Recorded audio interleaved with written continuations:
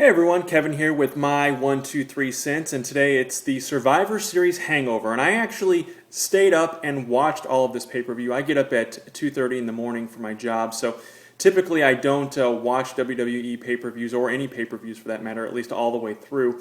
But I did decide to watch this with some of my buddies from All American Pro Wrestling here in Southern Illinois, AAPW. Check us out. The executive producer of the show, Chris Hagstrom, had a little get-together over at his place, so we decided to check it out and watch the show. And Chad and I, my partner over on the blog page, we're texting back and forth. Chad lives in California, so he said, go ahead and take care of the Survivor Series wrap. I don't think he was overly impressed with the show. And overall, the show wasn't horrible, but it also didn't have that pay-per-view feel to it. I didn't think anywhere. At least it didn't have the Survivor Series type of feel to it. And obviously I think a big part of that was the lack of the elimination matches, which I have blogged about, so I'm not going to bore you with all those details. But the opening match, Dolph Ziggler versus John Morrison for the U.S. title, I thought was a decent match. I didn't have any major complaints about it. I was not surprised by the outcome. I am glad that Dolph retained, and was kind of surprised that Zack Ryder came out when he did. I figured they would hold him off for the Survivor Series style matchup and lead to Dolph being eliminated. So seeing him come out, and of course the crowd popped for it, and they love Zack Ryder. I love Zack Ryder too. I just don't know that I feel like he's ready yet for a run as the U.S. champion. But I definitely think he deserves another crack at it for sure.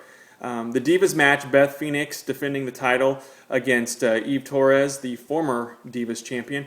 Again, this was a Lumberjill style match. It was what it was. I think they're leading us to a potential Natalya versus Beth match. I personally hope they're leading us towards a Beth versus Karma match once Karma is back and ready to get into the ring again. But I thought the spot off the top, I think it's called the Glam Slam, pardon me if I'm wrong, that move that she did off the top rope. I was impressed by that. It was a very good move, and Eve sold it effectively and legitimately looked like she took a pretty bad hit there.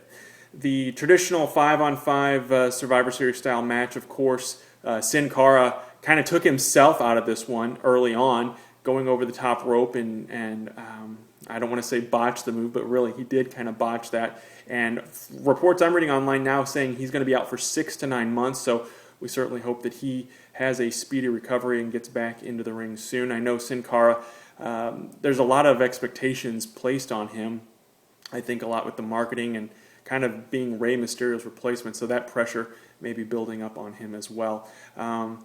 Was disappointed to see Dolph Ziggler, the first one, eliminated for his team, but I was glad to see that Wade Barrett and Cody Rhodes were the sole survivors, and hopefully both these guys will continue to get somewhat of a push as we head toward WrestleMania. Mark Henry and the Big Show for the World Heavyweight Championship. Impressive move by the Big Show, climbing the top rope, although very slowly and very gingerly. I do think he was a little afraid, and I don't blame him. I personally would be as well.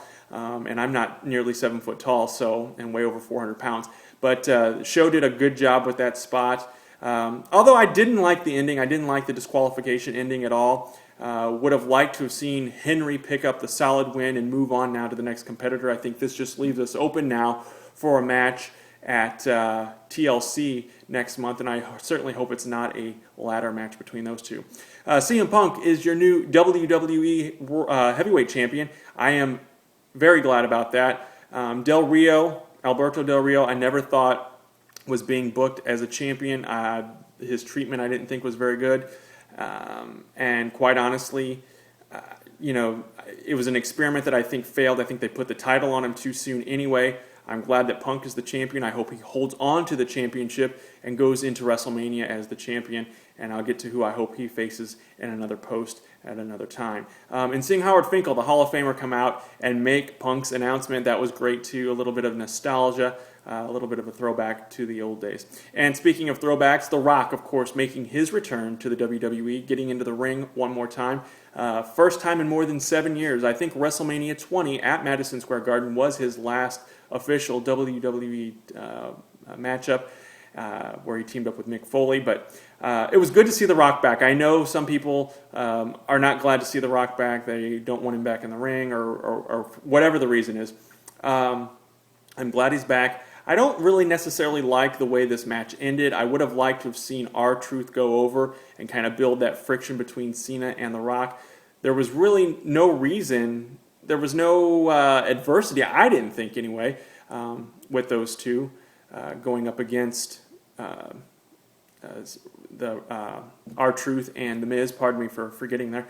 And maybe they could have built the stack or made the stack a little more against Rock and Cena and thrown Kevin Nash into that match as well, because to me it was a squash, and I think a lot of people thought it was going to be a squash. I thought they were going to give the victory, the fluke win, to Miz and R-Truth, and there I'm calling it a fluke. So it's an interesting build. We're heading to WrestleMania. I always maintain that Survivor Series is the first stop on the road to WrestleMania, so we'll see where TLC takes us. Of course, Monday Night Raw a little bit later today, and then, of course, the Royal Rumble after that, and the Elimination Chamber in February. But I and Chad will be at WrestleMania, so we're looking forward to that, and may also make an appearance at the Royal Rumble, so we'll have to wait and see how that all goes. But thanks for watching. Be sure to subscribe, and we'll talk to you again soon.